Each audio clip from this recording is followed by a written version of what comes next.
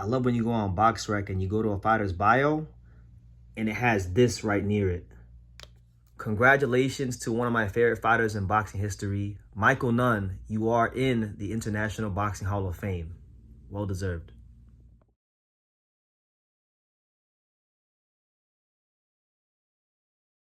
James Nunn for the untouchable true school sports. Let's go, baby. Bow! Be careful what you wish for because it can become a reality. Yeah. The untouchable True School Sports Empire proudly presents something the boxing game's been missing. Hey, what's going on? It's your boy BT, and I came here to talk some boxing with the thousands of True School Sports subscribers.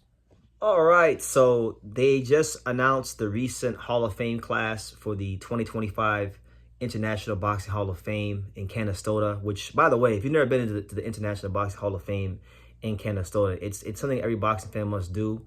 I went there earlier in March. It was amazing. You know, it's a small building, but you have to go for the Hall of Fame weekend. I never gone to Hall of Fame weekend where they had the parade and the inductions and all the boxing is in Canastota, New York. But I want to go. I want to go next year because this class has so many fighters that I'm a fan of.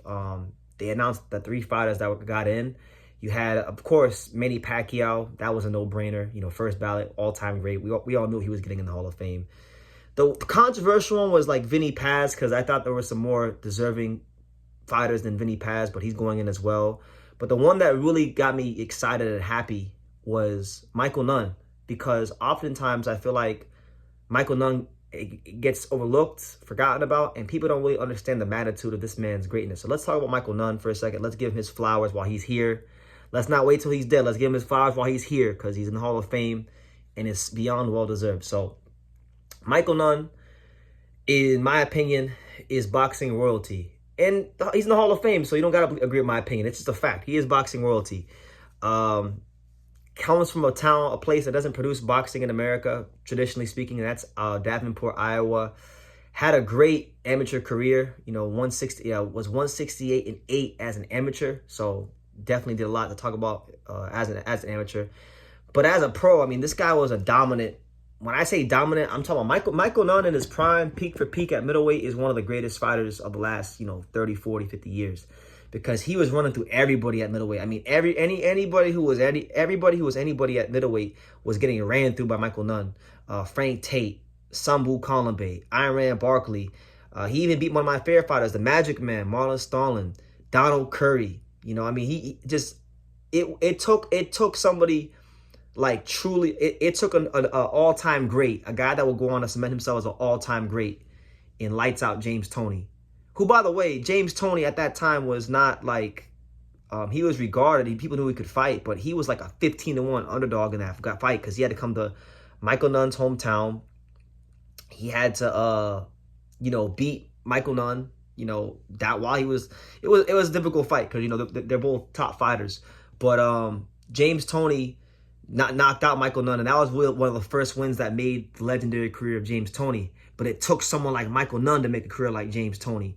And it should go to show everyone how great Michael Nunn was as a middleweight, that he was such a heavy favorite over James Toney. So when you talk about Michael Nunn, you're talking about a fighter that, it's funny enough, there's a discussion about him. A lot of people say that he underachieved. Like all those names he beat on his resume, all those top fighters, like Frank Tate, who was top fighter, champion, 1984 Olympian. I believe he won a medal. Columbe, top fighter. Barkley, champion. Marlon Starlin, champion. Donald Curry, dominant fighter and a champion. He beat all these top guys, and people still say he underachieved, which goes to show you the kind of light people thought of Michael Nunn at that time, that he could have probably have achieved more. And there was some, his career did intersect. He probably could have fought because he was in the late 90s, like late 80s, early 90s. He probably could have fought, if he was lucky, fought like maybe like a Tommy Hearns or like maybe a Sugar Ray Leonard or something like that. But those fights didn't happen for him, and I think maybe if he would have got one of those guys on the way out, maybe he would have became a bigger star. But Michael Nunn doesn't care about being a star. I've talked to Michael Nunn. I talked to him because I met him for the first time back in what was it, back in March when I was in LA at a Golden Boy show, and we exchanged numbers and whatnot. And very down to earth guy, one of the nice people you'll meet. Um, he's had a hard life too. He was in prison or jail for a long time, prison for a long time. Just got out a couple years ago. So it's good that he's getting his flowers while he's still here. It's good that he got out of the penitentiary or whatever. I think it was for a drug charge, something like that, but don't quote me on that one if I'm wrong. And I'm just glad that while he got out, he's still living a life where he's positive, he's happy, and he's going to the Hall of Fame while he's here, because I see it so many times in sports. Like, I think about baseball a lot with the Hall of Fame. Like, Pete Rose is the hit king, and he had a scandal with betting, and he never got into the Hall of Fame. He never got his full flowers while he was here. Maybe he'll get his flowers when he's dead and they induct him, but he didn't get his full flowers while he was here. So it's good to see that Michael Nunn gets his just due, and I'm happy that he's getting inducted at the same time as somebody, a legendary fighter like Manny Pacquiao, because maybe with him being there at the same time as Manny Pacquiao, being next to a great fighter like Manny Pacquiao, who's so popular like Manny Pacquiao, maybe more people will learn about just how great this fighter was. Slick southpaw, great defense, could punch, can box. I mean, just had everything. Had everything. He could box, he could punch, he could fight mid-range, he had speed, he had defense, he had everything there was to have as a fighter. And the fact that he ran through all them names and was the premier middleweight for about a 3-year stretch in the world, and he would still go on to become a champion at 168. But the fact that he went on that kind of run, and still people say he might have underachieved a little bit, that should kind of show you like the level that he was on, So I'll leave it at that. Let me know what you guys think in the comments down below. What do you guys think about Michael Nunn going to the Hall of Fame? And what do you guys think about the overall just class of 2025? It's in my opinion, it's very star-studded. I mean, Manny Pacquiao, all-time great, big name. Vinny Pazienza, a guy that's a big name himself to a degree.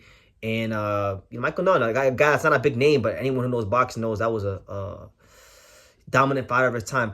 When it comes to Vinny Paz, and I'll just end on this note, when it comes to the class, I think there are guys that are more deserving of than Vinny Pazienza. I would have put in like a